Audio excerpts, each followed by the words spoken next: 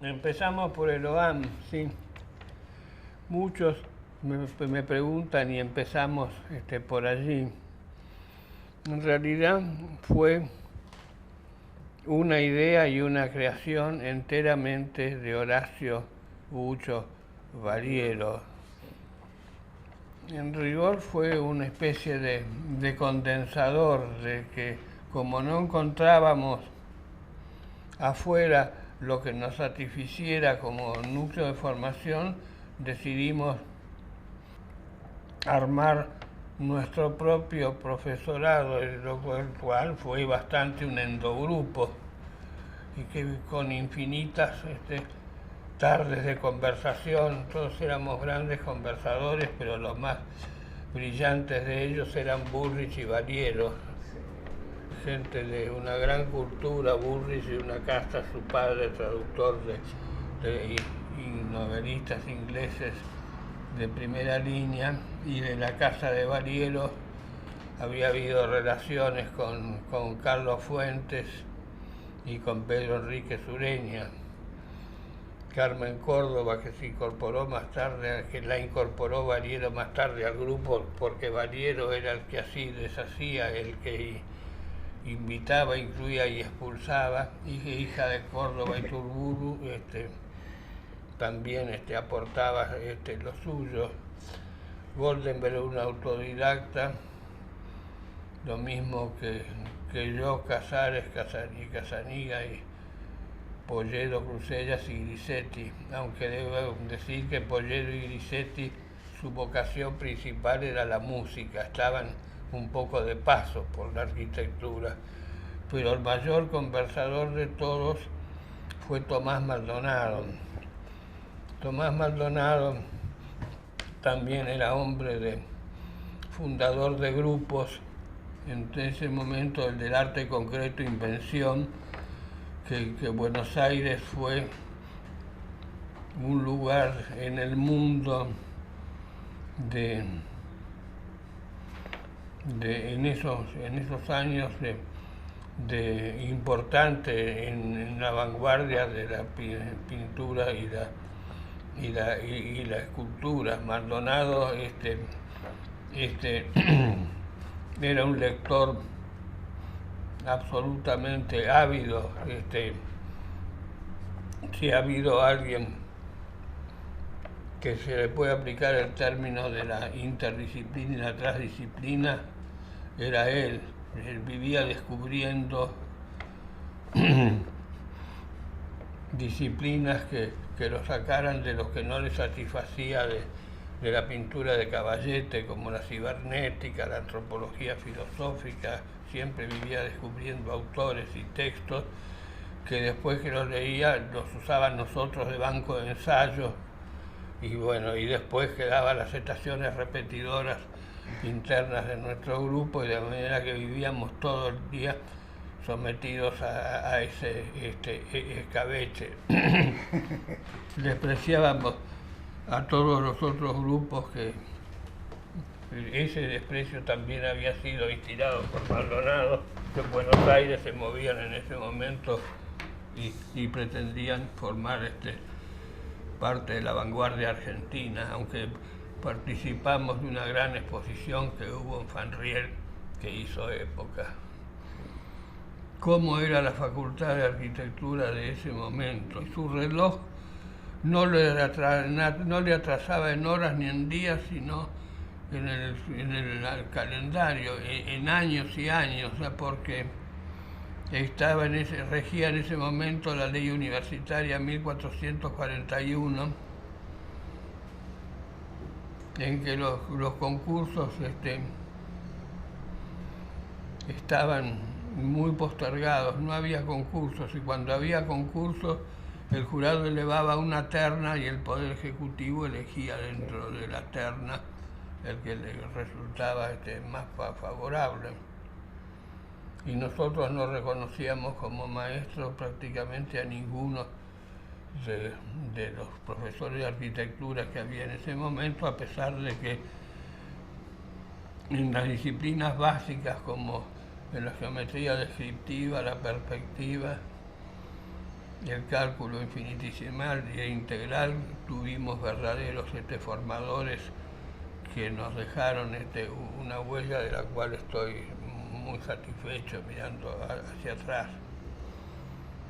Eso todo estalló en 1955 con la revuelta que destituyó el gobierno constitucional del presidente Perón, y entonces se manifestó todo lo que había quedado atrasado, estalló. Nos pusimos en contacto con la gente de Chile que vino a Buenos Aires también en esos momentos, de manera que fue como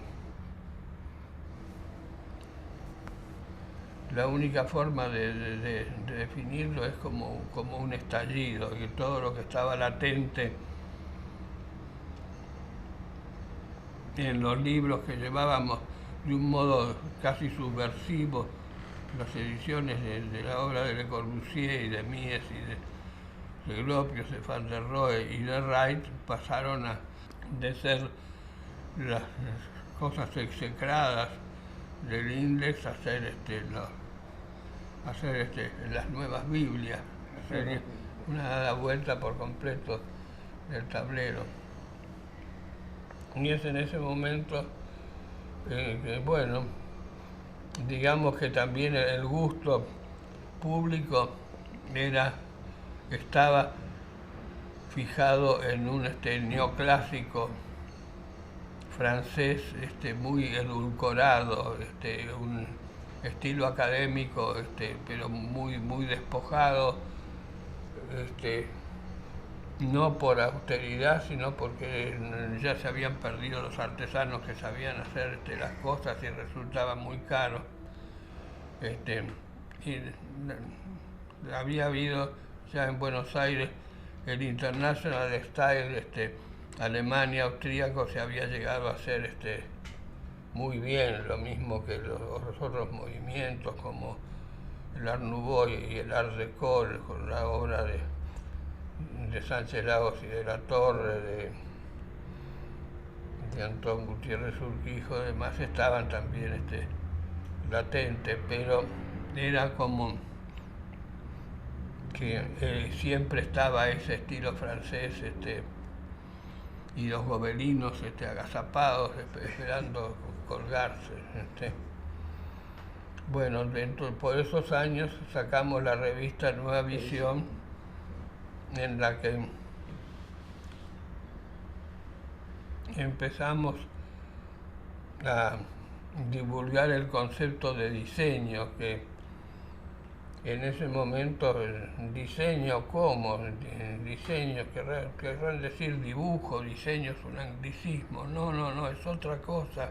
Era un diálogo de sordos, era bastante difícil entenderse, pero era evidente que algo nuevo había. Maldonado, de un viaje a Europa que había hecho por aquellos años, había traído una tipografía moderna que usaba la revista, daba todo un espacio gráfico completamente distinto al que había habido hasta ese momento. Los números de la revista,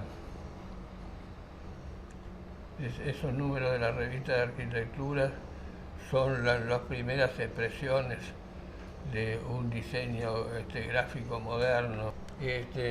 Por estos años se dio también, se había dado anteriormente también ciertas contradicciones, dado que ese panorama tan asfixiante no era total. Hubo también atisbos dentro de la arquitectura y el diseño oficial de modernismo en una Secretaría de Obras Públicas de la Municipalidad de Buenos Aires, bajo la intendencia de Siri, la última presidencia del general Perón. Se hizo el Mercado del Plata y y la oficina del Plan Regulador de Buenos Aires. Ignacio Pirovano, un coleccionista de arte de un gran olfato había descubierto el arte concreto y Maldonado, el grupo de su grupo de artistas, y había sido nombrado director de cultura y entonces durante un tiempo fuimos funcionarios públicos con oficinas en el Errázuriz, y como consecuencia de eso tuve una beca para viajar al Instituto de Diseño de Chicago para estudiar la fundación de un instituto de diseño en Buenos Aires. Cosa que yo cumplí, pero mi corazoncito estaba con la arquitectura, de manera que a la mañana yo seguía el curso diurno con Mies van der Rohe, de graduado, y seguía el vespertino de diseño, así que hacía más o menos 15 horas diarias selectivas. ¿Cuántos años tenía arquitecto? Y bueno, 23. Y viene bien esa pregunta, dado que mi régimen era a la mañana, cuando salía, un bife redondo, es lo que llaman ahora el hueso T, sí, con 4 huevos fritos. Eso era a las 10 de la mañana, un sándwich cuando pasaba del diurno de arquitectura al vespertino de diseño, y al llegar a casa a las 10 y pico de la noche, otro bife redondo con los 4 huevos fritos. Bueno, pero usted se hizo famoso. Y así aguanté 6 meses, sobreviví durante 6 meses. Bueno, y en ese momento es cuando se hacen los grandes movimientos en las facultades de arquitectura. Nosotros nos habíamos juntado con otro grupo buscando una propuesta para Buenos Aires, pero no encontrábamos salida para Buenos Aires, pero de la Universidad del Litoral de Rosario vinieron a buscar un equipo de profesores para entregarles la reorganización de la facultad así, llave en mano, y para Rosario partimos y estuvimos 3 años, y todavía me suelo encontrar con gente que fueron alumnos en aquella época, que recuerdan como algo muy fuerte y muy formativo, aunque fuimos bastante salvajes, y el medio y el momento era un momento salvaje, que se sacaba por la ventana a muy valiosos profesores que podían haberse sido confluidos con la... Pero bueno, no eran épocas de moderación ni de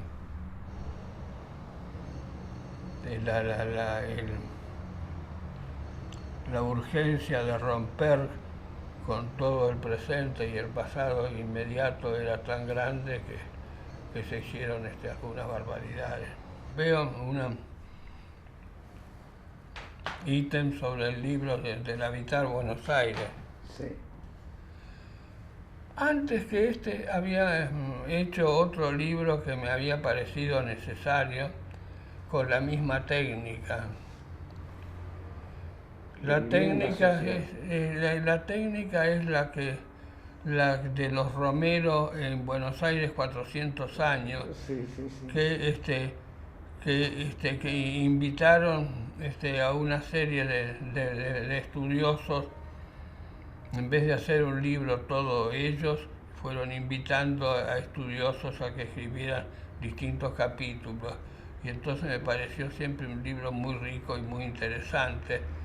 Y frente a que nos faltaba un libro de referencia sobre el Río de la Plata, a pesar de que nuestra ciudad es una hija del Río, emprendí esa tarea, un libro que se llama El Río de la Plata como territorio. Es maravilloso ese libro. Que bueno, que sirvió, le sirvió a mucha gente porque es un poquito enciclopédico y además con los libros de ese tipo lo que se junta es una bibliografía de referencia muy, muy completa. Entonces, cada vez que alguien me invitaba a hablar sobre casas en Buenos Aires, una vez que me apretaban la tecla ON, la única solución era o pegarme con un caño de plomo en la nuca o que se fuera todo el mundo, se quedara dormido.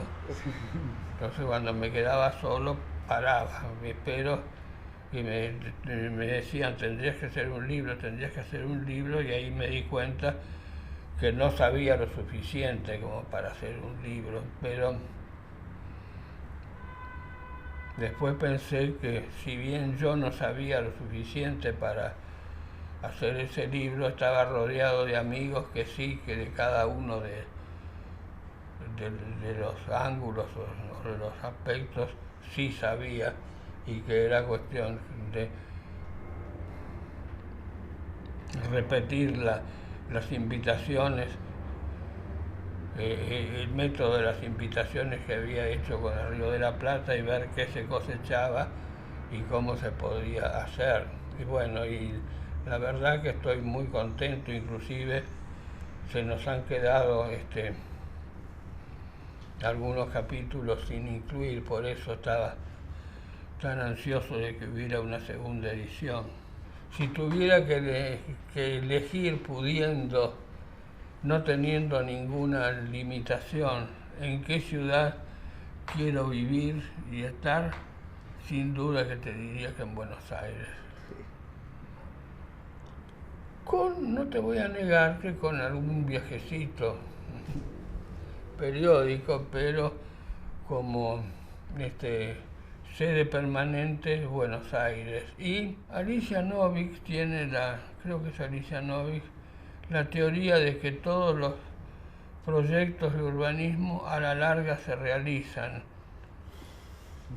Pues, el sueño de la Paulera de la 9 de julio y las diagonales, bueno, quedó la diagonal sur muy raquítica, pero se hizo. En realidad el esquema así monumental de Buenos Aires, de los ejes, quedó realizado.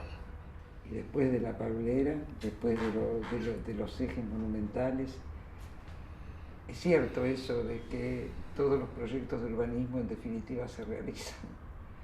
Terminan realizándose históricamente. Históricamente, sí. Y bueno, y Puerto Madero, allí está. Bueno, en un momento dado disfruté de una muy linda invitación a Francia porque me decían que cómo hacíamos nosotros que realizábamos los proyectos.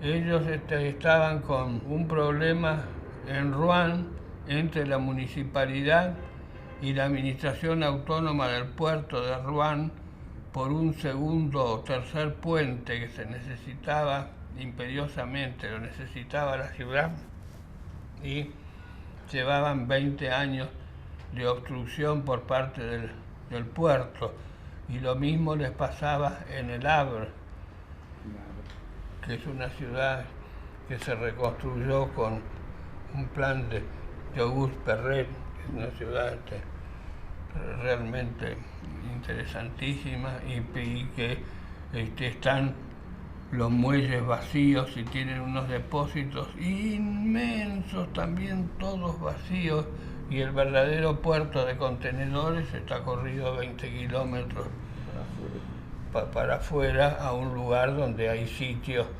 para armar playas de contenedores, porque no se necesitan depósitos ni longitud de muelles, se necesitan playas. Y entonces pero tampoco le cedían en absoluto nada a la ciudad de lo que necesitaba para expandirse.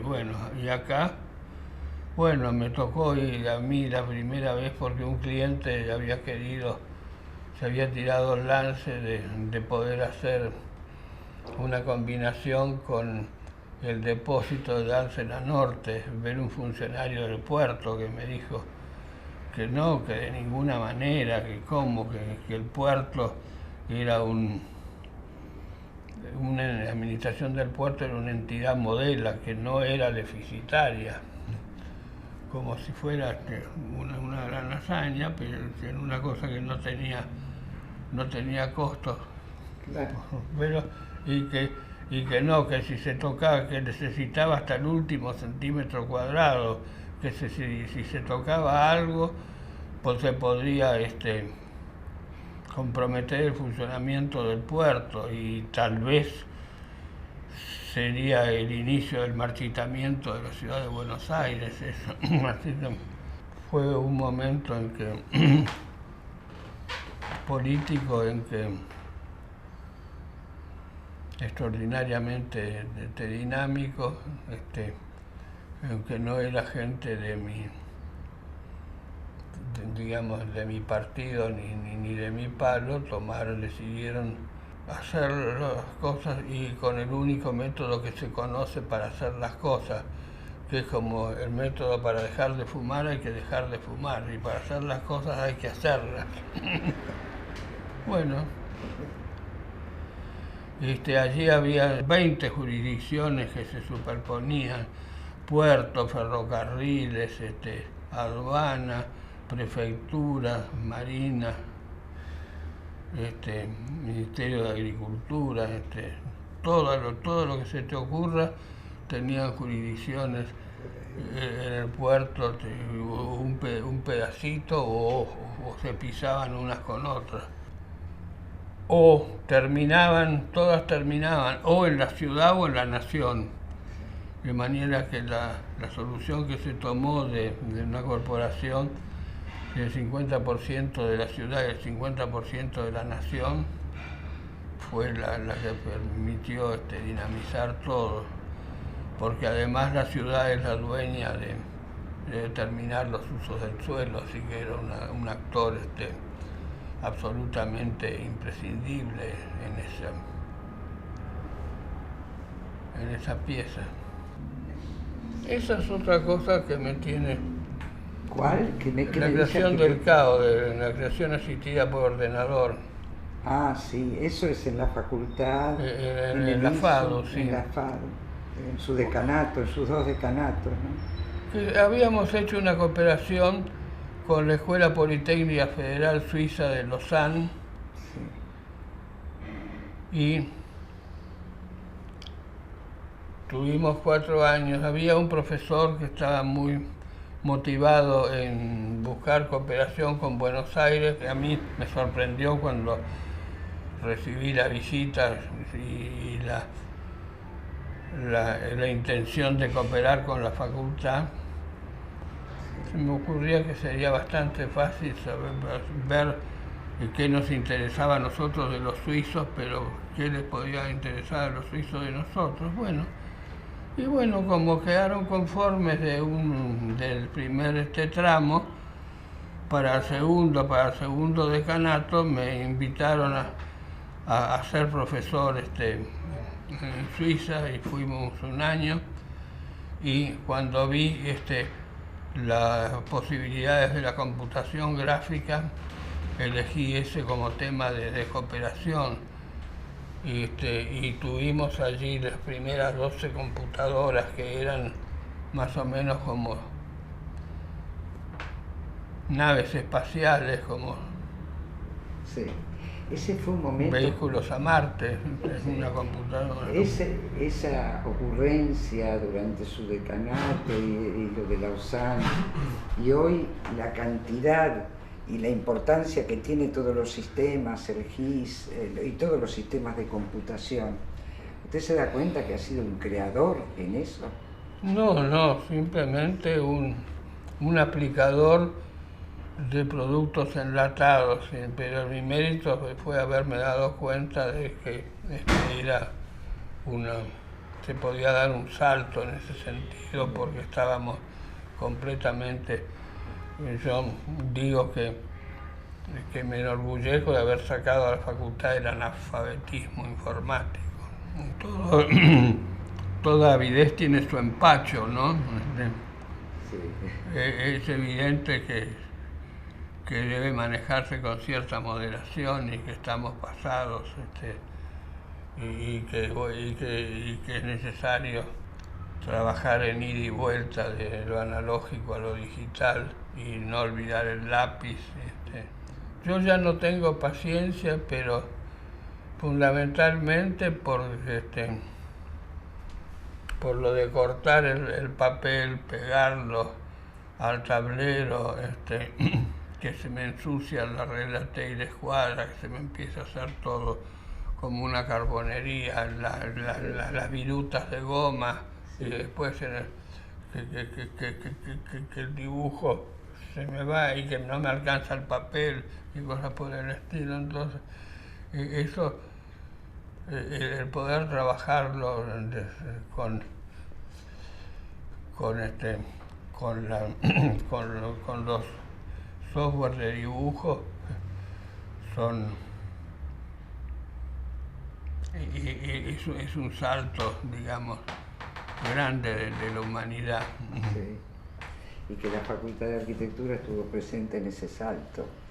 Lo mismo que cuando es como una concreción de su proyecto, el proyecto de Loam, que en la facultad se enseñe diseño de imagen y sonido, diseño textil, diseño gráfico, diseño industrial, que sea una facultad de diseño 30 años después de la revista Nueva Visión y de su participación. 30, me parece que te quedas un poquito corta, 60, ¿no? 60 ahora, pero... Y debe ser, sí, eso sí. más o menos 60. Que sea una facultad de diseño, evidentemente, es una alegría. Inclusive se burlaban de nosotros que estábamos haciendo una facultad de corte y confección. Sí. El otro día fueron los 10 años y bueno. Y hoy tiene muchísimos alumnos esa facultad y salen diseñadores y bueno, sí, que diseñan cosas absolutamente horrorosas. Yo tenía ganas de decirle, está bien, chicos, está bien lo de la libertad, pero de vez en cuando préndanle una velita a don Armani o a doña Cocó, ¿no? Porque un mínimo de clasicismo en medio de todos esos esperpentos, pero bueno, ya va a llegar. ¿Cómo lo ve ahora Lisu? Es un lugar donde damos sede y los investigadores que lo buscan y a los que nosotros pescamos y agarramos de una oreja y lo llevamos allí a doctorandos que están trabajando en su tesis de doctorado. Yo no lo tengo dentro de mi cotidianeidad, pero sí, digamos que no me queda un asunto entrado a la mañana que no esté despachado a la tarde. Participa en muchísimas conferencias, en lugares a donde lo llaman. Eso sí. ¿Escribe mucho? No mucho, pero escribo lo que me piden y a veces lo que no me piden. Me dolió después de trabajar tanto con el Habitar, después que estuve casi un año hasta encontrar editor. Pero es muy bueno el Habitar. Y está muy bien hecho el librito también.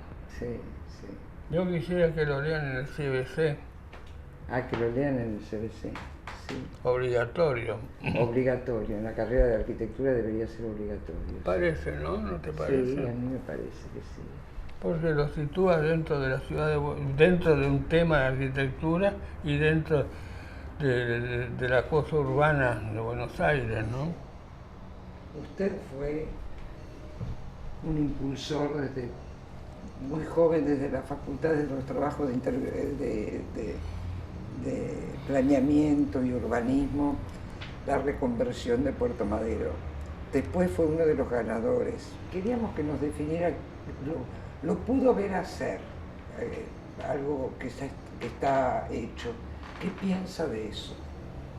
Bueno, la verdad que era muy difícil en ese momento pensar que Buenos Aires iba a tener la vitalidad como para que en 20 años iba a estar realizado y colmatado todo eso. Yo considero que está bastante bien. Tengo mis críticas en el sentido de que tiene muy poco mix arquitectónicamente. Bueno, es desparejo, hay obras que son realmente muy interesantes y alguna que otra que es verdaderamente horripilante, pero lo que yo le veo más lamentable es que prácticamente ha terminado siendo un lugar para una sola clase y ni siquiera es para la clase media que habitó o que habita la calle Santa Fe, la Gran Vía del Norte. No vamos a ver señoras con carritos ni señoras salir como las que salen de las galerías en la calle Santa Fe. No es un lugar de oportunidad para la gente joven. Si Puerto Madero era una piedra en el zapato de la ciudad por todos los alambrados y los muros y el marinero que te ponía la bayoneta en la panza con el traslado del cartel diciendo centinela abrirá fuego, que era bastante inquietante. Bueno, hoy en día todas esas barreras físicas han salido, pero es un lugar prácticamente inaccesible para el ciudadano de a pie que quiera ir a caminar y a disfrutar. Lo más rescatable son los parques, que se hicieron muy bien, pero alguien que quiera llegarse allí a caminar por esos parques, más vale que se prepare para una aventura como una cosa de la que me enorgullezco es de las manzanas. De las manzanas, sí. La manzana de Buenos Aires siempre me pareció que tenía cosas fantásticas como urbanidad, sobre todo las manzanas del barrio norte y de la calle Santa Fe. Eso de tener una entrada, un local, las entradas todas prolijas y diseñadas, bien iluminadas, y bueno, y los locales, sabemos, nuestros vidrieristas siempre han sido bueno, y que los 8 o 9 pisos que tienen encima le dan un público de inicial bastante grande como para que esas veredas tengan gente y que la gente llama a la gente y bueno, y que esas veredas llenas de gente. Pero bueno, sí, entonces yo siempre pensé en que poder tomar la manzana, quedar con todas las cosas buenas y sacarle las malas. Y si vos te pones en 16 metros entre frente y fondo, no precisás patio. Claro. Entre los cuartos que dan afuera queda un carozo que lo llenás con escaleras, ascensor, baños, cuartos de placar, pasillos, demás, y no precisás iluminación complementaria. Y si le das 30 metros de fondo libre y son manzanas grandes, pero que no fueran tan largas, bueno, allí son 30 metros como por 200, bueno, y son espacios realmente muy decorosos, han quedado muy bien. Han quedado muy bien. En esas, las manzanas de Madero, las ventanas que dan al fondo, a ese corazón de manzana, están más favorecidas que las que dan al exterior, prácticamente, sí. tienen la misma calidad ambiental. Sí, sí. Que bueno, y que eso es el chiste Del master plan. del Y de la urbanismo, propuesta ese del es el chiste del urbanismo, que yo siempre les decía a los alumnos que el urbanismo es como un minué, que los edificios tienen que saludar para acá, dar la vuelta y saludar para el otro lado, no para un lado y para el otro todo lo malo, ¿no? Sí. Bueno, entonces, realmente fue un compromiso porque era un programa muy ambicioso, como suele suceder, a meter en un terreno de 50 por 50 que era para los que suelen ser las escuelas demasiado justo. Lo resolvimos utilizando, haciendo un uso de las terrazas, tratando también de que no tuviéramos escaleras. El tiempo pasa y a pesar de que había podido recoger bastantes enseñanzas de las obras de Mario Roberto Álvarez, sobre todo el Teatro San Martín, en el sentido de hacerlas lo más indestructibles posibles, y trabajamos con revestimientos vítreos y con cantoneras metálicas en el cuerpo de aulas elevados, que son los alumnos de los años que llevan hasta el séptimo. Se las han ingeniado para levantar con los cortaplumas un mosaico de la Venecita y a partir de allí sacar todo y utilizarlos como proyectiles, es decir, que en ese sentido el edificio de la Facultad de Núñez es el verdadero triunfo que yo he visto del edificio sobre los destructores. Sí. Bueno, Catalano ha sido un gran arquitecto y es una lástima, es un castigo para nosotros que no lo hayamos aprovechado como se merecía y con la oportunidad que tuvimos de haberlo aprovechado. El mejor proyecto que hizo en su vida fue el auditorio para Buenos Aires y nos perdimos no solo la oportunidad de tener el mejor proyecto de Catalano, sino de tener un auditorium, porque Buenos Aires sigue sin tener este auditorium. La última vez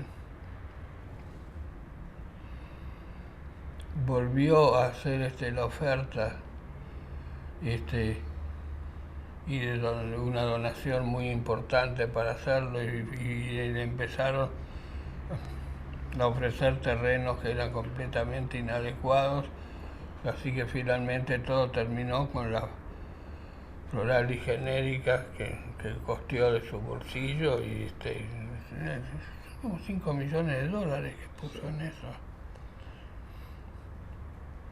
Y bueno, tanto el proyecto de la Ciudad Universitaria de Tucumán como los edificios de Núñez que resisten asombrosamente el paso del tiempo, ya tienen 30 años, ¿no?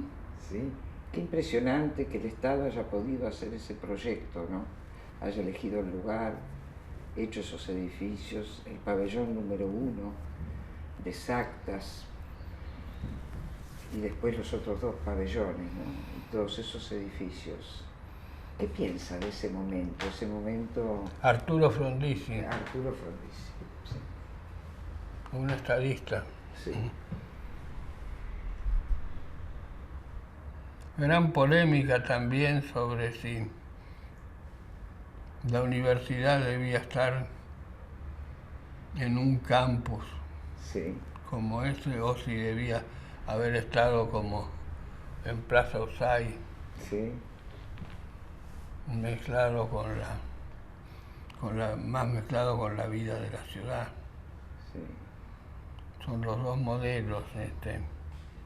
El modelo latino es más correspondiente al de Plaza Usay, aunque bueno, no tiene nada que ver, pero ¿vos has visto el estado en que están los edificios de Plaza Usay? sí. Desgraciadamente, ese otro gran proyecto que fue el Hospital de Clínicas hecho con las ideas del modernismo, que se debe haber terminado en los 60, está muy destruido, ¿no? Está poco cuidado, desgraciadamente. Y es inoperable el Hospital de Clínicas, ¿eh? Sí, es inoperable. Y casi, yo te diría, irrescatable. Sí. Toda la universidad se crea en un determinado momento sobre todo en su etapa hasta los 50 en adelante, con los criterios de la modernidad, ¿no? Pero pensaban en edificios muy sólidos, muy bien hechos. El caso de la Facultad de Arquitectura con sus barandas de madera, sus escaleras de granito, es prácticamente indestructible, es cierto lo que usted dice. Ahora, ¿por qué una cosa tan buena que parece tan... La Facultad de Arquitectura indestructible y al mismo tiempo tan clara como proyecto, tan diáfana y con ese espacio central, y el Hospital de Clínicas con su multiplicidad de circulaciones verticales y de vericuetos absolutamente Sí, brutalismo, pero al mismo tiempo una claridad así clásica. sí, Bueno, una cosa iba junto con la otra, ¿no? sí, Esas dos enormes núcleos de circulaciones y de baños y circulaciones estructurales que organizan todo. y el río alrededor. Eso es una cosa que siempre me fastidió a mí, que no hubiera ningún contacto con el exterior, que eso podría estar allí o estar en cualquier otro lado porque no tenía ningún... ¿no? Pero se ve el exterior, se ve el río muchísimo, y los jardines. Lo que sí es cierto que podría haber estado en otro lugar. Usted tiene otros centros de estudios que también inauguró usted dentro del ISU, el CIAPER, los centros remotos de imágenes, todos los contactos con el Estado Nacional, todo eso. ¿Eso cómo vino? ¿A partir de qué los arquitectos en la facultad tienen que tener esa relación con ese entorno, con el entorno del Estado, con el entorno de la percepción remota y todo eso que se inventó y está en la facultad? Bueno, eso estaba inventado y funcionó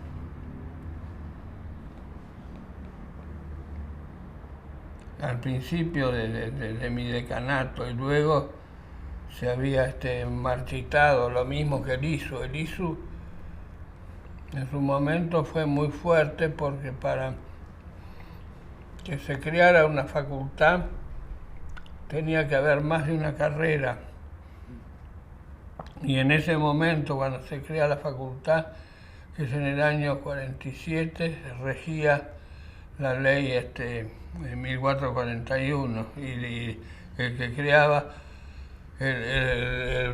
finalmente las universidades no eran autónomas, la autoridad de las universidades no era el Consejo Superior, sino la legislatura nacional. Entonces, la Facultad de Arquitectura se creó por ley del Congreso. En cambio, por ejemplo, sociología y sociales se crearon por resoluciones del Consejo Superior. Y entonces se hizo la segunda carrera, que fue la de urbanismo. Sí. Y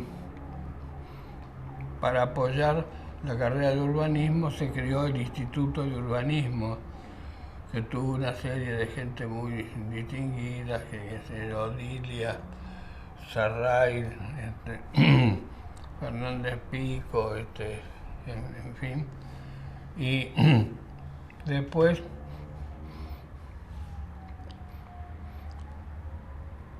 durante la dictadura habían estado muy peleados y por razones de política se había quedado así como en el limbo. Y entonces cuando terminé el decanato se me ocurrió darle nueva vida para crearme también una covacha de dinosaurio en la facultad y revivimos el Instituto de Urbanismo y el Centro de Percepción Remota lo había creado un ingeniero militar que había sido profesor de la facultad, Coronel Viola,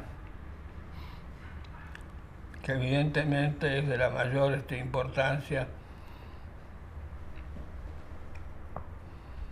para urbanismo y planeamiento. Entonces también se había fallecido el coronel, no podíamos resucitarlo al profesor Viola, resucitamos el instituto. Que viene a ser es muy lógico que casi no es un solape total entre el CAO y el ISU. Claro. Así que tiene su hábitat natural allí. Sí. Cuando aparecen los doctorandos hoy, ¿qué tesis hacen los doctorandos dentro del ISU de la facultad sobre el tema de urbanismo y arquitectura? Bueno, tuvimos un doctorando muy bueno que hizo su tesis haciendo una comparación del proceso de Puerto Madero con el del desarrollo de un sector de París bastante importante de costa sobre el Sena, entre la estación de Austerlitz y que tomó parte del puerto autónomo de París, una operación muy ambiciosa que también en una posición parecida a la de Retiro, sin afectar el movimiento ferroviario,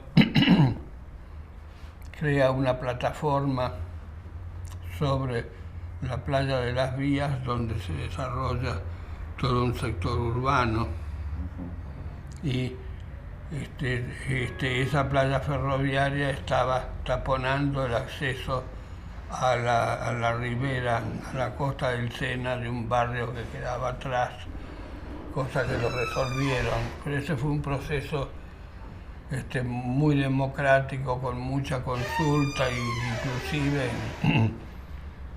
hubo idas y vueltas, paradas y arranques, y en un momento dado recurrió a la justicia y tuvieron que escucharlos. Bueno, ese fue uno de los temas de doctorado. Otro tema de doctorado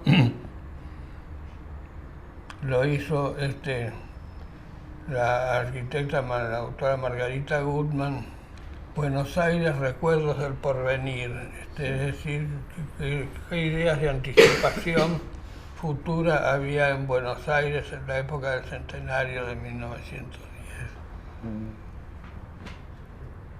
Hizo un libro muy importante, Margarita, en ese tema, ¿no? Y hoy vive en Estados Unidos, Margarita. Sí, digamos que muy divertido en todo caso. Sí.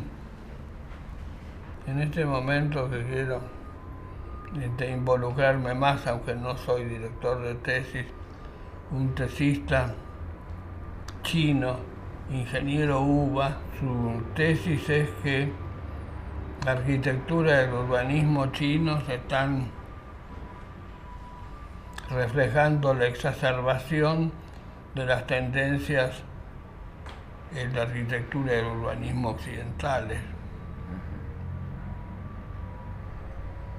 Que yo quisiera, me hago muchas preguntas sobre las ciudades chinas, pero no consigo publicaciones que no sean las fotos así de ese barrio de Shanghái o de las construcciones para las Olimpiadas de Pekín, algo que explique cómo es la dinámica urbana, quién construye, de dónde salen los terrenos, cómo se adjudican los terrenos y los créditos, y finalmente quién es el consumidor final de esos productos, dónde vive la gente, qué gente vive dónde. Todo eso que me interesaría saber, porque son unos desarrollos tan impresionantes y de la noche a la mañana. Sí. Que bueno, que más vale que nos vayamos enterando un poco de qué es lo que pasa en esa parte del mundo, ¿no? Con un pequeño grupo de 4 personas, pero ya de hace bastante tiempo, con la idea de que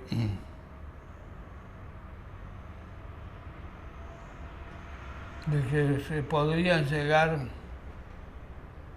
de que vale la pena luchar para que haya pymes que puedan llegar a la producción de energía a través de captar energía eólica en la Patagonia, convertirla en hidrógeno y vender el hidrógeno. Los hidrocarburos, los combustibles fósiles, no solamente son empresas o de grandes multinacionales o de Estado, sino que son de enormes capitales, sino que están amenazando el cambio climático. Cada vez es más consciente en ese sentido, y en cuanto a la energía nuclear, cada tanto nos da unos julepes que más vale. Desconfío completamente de la energía nuclear. Creo que si hay alternativas para tener energía limpia que no comprometa el cambio climático, es mejor buscarlas. Bueno, y al nuclear tampoco podrían acceder las pymes. En cambio, a una chacra de hidrógeno, que en vez de plantar soja o ordeñar leche, juntar a hidrógeno, claro, faltan muchas cosas, pero muchas más faltaban cuando los finlandeses decidieron que, como ellos eran chiquititos, se iban a dedicar a la telefonía móvil, que eran cosas chiquititas, ¿no? Sí. Y durante 20 o 30 años fueron los líderes mundiales de algo emblemático de nuestro siglo. Sí. O con el automóvil y con las computadoras pasó lo mismo. Sí. Es decir, que el hecho de que hoy no sea una alternativa que esté al alcance de la mano no quiere decir que no pueda hacerlo mañana o pasado, pero es cuestión de enfocar los láser con toda intensidad en eso. Yo creo que ese es un futuro de riqueza inmensa para la Argentina, y también no solamente económica, sino social. Todos nuestros chacareros sin tierra, todas las familias que podrían, hoy son equipos demasiado caros y con problemas tecnológicos y de practicidad, pero un contratista de rural, de esos que vemos por el costado del camino, que andan con la cosechadora, los tractores grandes, el sembrador y demás, se están moviendo con algo más de $1 millón en equipo. Y un tambo en zona núcleo son más de 3. Es decir, que en el momento que esto se pueda poner en los $2 millones, será un momento en que una familia se podrá presentar al Banco Nación con un plan de negocios a pedir un crédito. En fin. Eso es lo que le preocupa actualmente. Sí, es soñar, es un sueño, pero el automóvil, la computadora y la telefonía móvil fueron sueños y de una semana para la otra pasaron de ser sueños a llenar medio mundo. Y la facultad de arquitectura, el diseño, y el territorio. Y el territorio también pasaron de ser en una época de un sueño una realidad, ¿no? Que hoy se ve. Sí, así que yo, bueno, por eso no lo veré, pero mientras tanto estoy empujando por ese lado. Yo creo que lo hemos tomado como una moda más. La Argentina firma todos los convenios, porque nosotros firmamos todo, después no cumplimos nada, ¿no? A cualquier frase se le puede agregar al final ambientalmente sustentable, sí, y queda mucho más políticamente correcto, ¿no? Sí. Creo que tenemos enormes oportunidades en ese sentido. La buena noticia es que para todas las cosas ahora hay que hacer un estudio de impacto ambiental. La mala noticia es que nadie sabe muy bien qué es un estudio de impacto ambiental, ni cómo hacerlo, ni cómo hacer que sea confiable. Y quién lo hace, ¿no? En general queda a cargo del que está proponiendo el desarrollo, es el que está interesado en demostrar que es ambientalmente positivo, no hay un árbitro independiente que funcione de manera ya más o menos institucionalizada. Pero de que se empiece a hablar, a empezar a hacer, hay conciencia en los muchachos más jóvenes, en la gente más joven, de que tiene que haber edificios, como dice usted, ambientalmente sustentables. Empieza a verlo. Empieza a verlo.